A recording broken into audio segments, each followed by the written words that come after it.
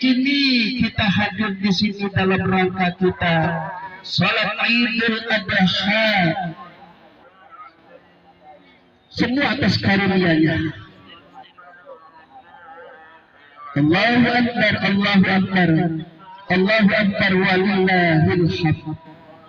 Ketahuilah, hari raya Idul Adha adalah suatu momen, suatu hari yang penuh dengan sejarah, penuh dengan perjuangan dan pengorbanan dari seorang hamba kepada Allahnya untuk membuktikan ketakwaannya kepada Tuhan Rabbul Alamin Allah Jalla Jalaluhu. Ibrahim alaihissalam telah membuktikan kecintaannya, ketakwaannya kepada Allah. Berpuluh-puluh tahun tidak mempunyai anak, sampai omongannya keluar, seandainya aku diberikan anak, Allah memerintahkan kepadaku untuk dikurbankan, maka aku akan kurbankan. Maka Allah tidak mengujinya.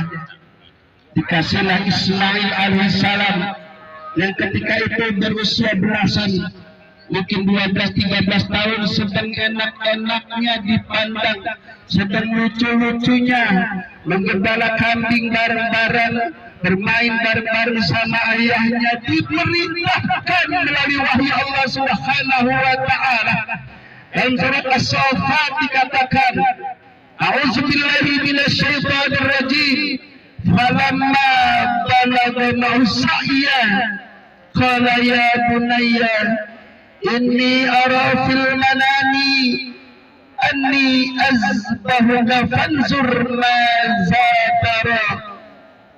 Wahai anakku, aku bermimpi, aku melihat engkau. Diperintahkan dalam mimpiku, aku disuruh menyembelih engkau. Bagaimana menurut pendapatmu wahai anakku?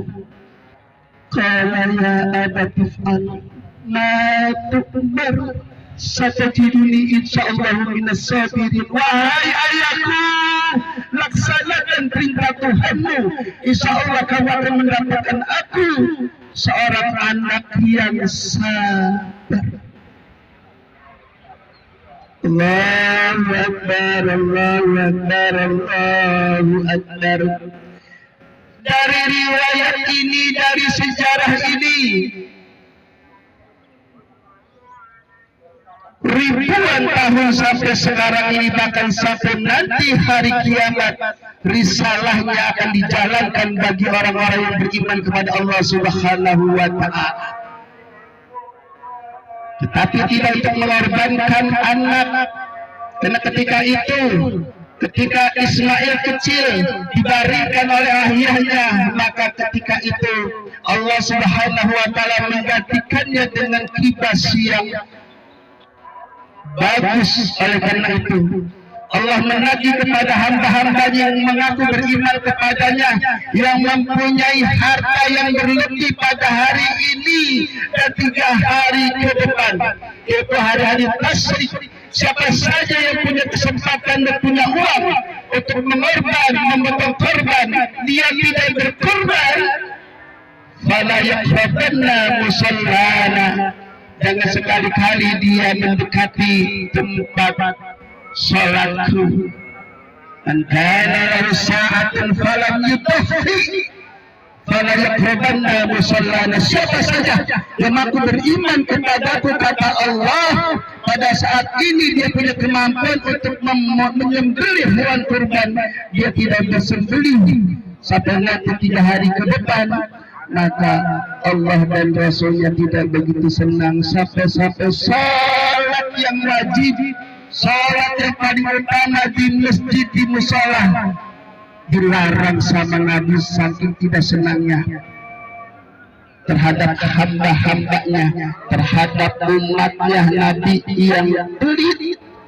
Wa may yuqshuha nafsihi fa ulaika humul muflihun. Karena hakikatnya, jika kita terselamatkan dari sifat pikir kita, itulah kita hamba-hamba Allah yang selamat dari dunia ini dengan membawa bekal pahala kita. Bisa jadi kita kerja dari pagi sampai malam, bahkan berlanjut sampai besok pagi, bisa jadi itu hasil keringat kita. Tetapi ingat, kesehatan dari Allah, kerajinan dari Allah, maka sebagian dari harta kalian hendaknya kalian infakkan di jalanku. Inna atainakal kautsar fasalli li rabbika wanhar inna syani'aka huwal abtar. Sungguh kami telah memberikan kepada kalian semua nikmat yang banyak. Oleh karena itu dirilah salat hanya untukku dan berkurban hanya untukku. Banyak di antara kaum muslimin yang hanya mengejar pangkat, mengejar derajat yang zahir-zahir. Mampu dia haji berkali-kali, bahkan umrah belasan kali, tetapi tidak mau melaksanakan pemotongan hewan kurban untuk dirinya dan keluarganya. Maka menurut hadis Nabi, Nabi tidak senang kepada umatnya yang model begitu. Oleh karena itu, hikmah daripada Idul Adha ini menyembelih hewan kurban adalah berbagi kebahagiaan kepada sesama kita selaku muslim, selaku mukmin. Biar yang miskin papa barangkali ya cuma setahun sekali ketemu dengan daging, ketemu dengan sate pada hari ini, maka kurbanlah. وَمَنْ يُوقَ شُحَّ نَفْسِهِ فَأُولَئِكَ هُمُ الْمُفْلِحُونَ. Beruntung kalian jika kalian mau menafkahkan sebagian rezeki untuk saudara-saudara sekalian. La yu'minu ahadukum hatta yuhibba li akhihi ma yuhibba li nafsihi. Pengakuan kamu bohong, dusta semata-mata.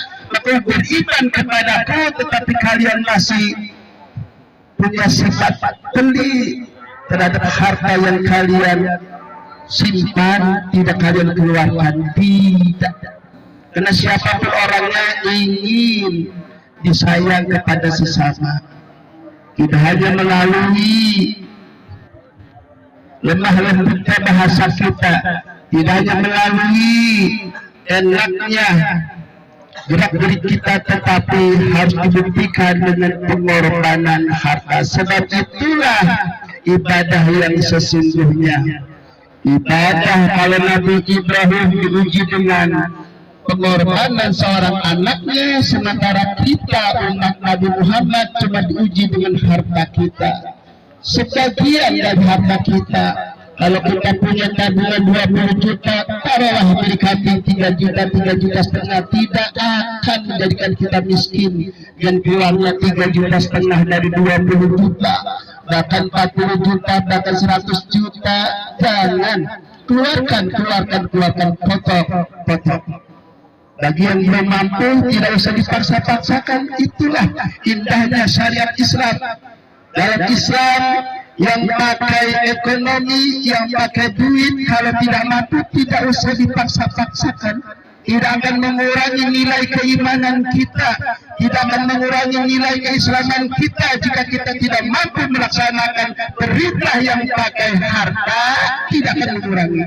Tetapi sebaliknya, jika kita memiliki kesempatan dengan harta yang ada dengan kita, kemudian kita tidak mau mengeluarkannya, maka nilai keimanan kita dan keislaman kita dipertanyakan oleh Allah Subhanahu wa Ta'ala. Mudah-mudahan khutbah Idul Adha yang singkat ini, barangkali tadi imam lupa di rakaat kedua takbir sunnahnya.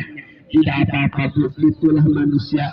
Al-insan ma'halul khata' wal nisyan. Manusia tepatnya lupa dan salah. Kalau dia rukunnya tidak sah.